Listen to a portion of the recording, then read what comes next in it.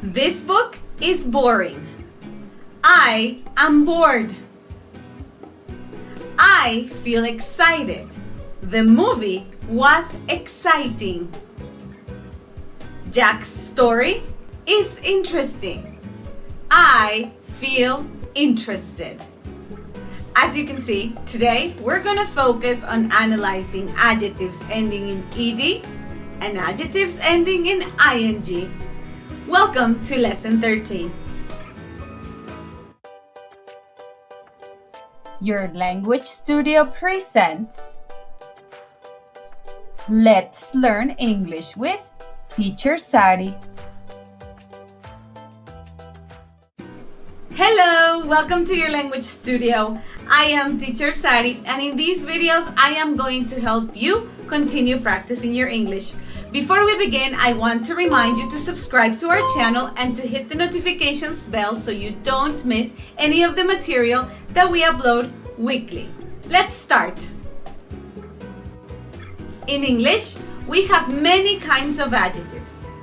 Some adjectives end in ed and others end in ing. This group of adjectives come from verbs that express some kind of feeling. For example, bore, frustrate, frightened, excite, etc. Let's analyze some of these adjectives. Adjectives ending in ed. I am bored. Juan is excited.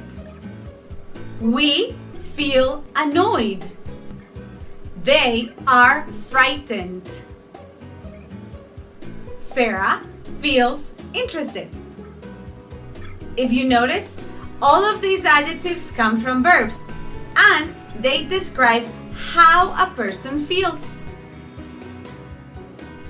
Adjectives ending in ing.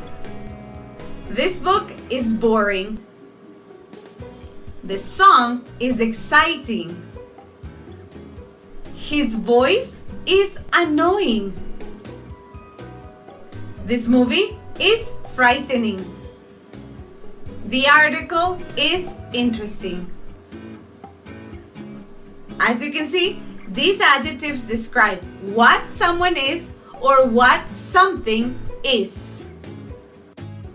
So, adjectives ending in ed describe a feeling, how someone feels. And adjectives ending in ing describe what a person is or what something is. I am bored. The book is boring. She feels frightened. The movie is frightening. The students feel interested. The story is interesting. She is frustrated.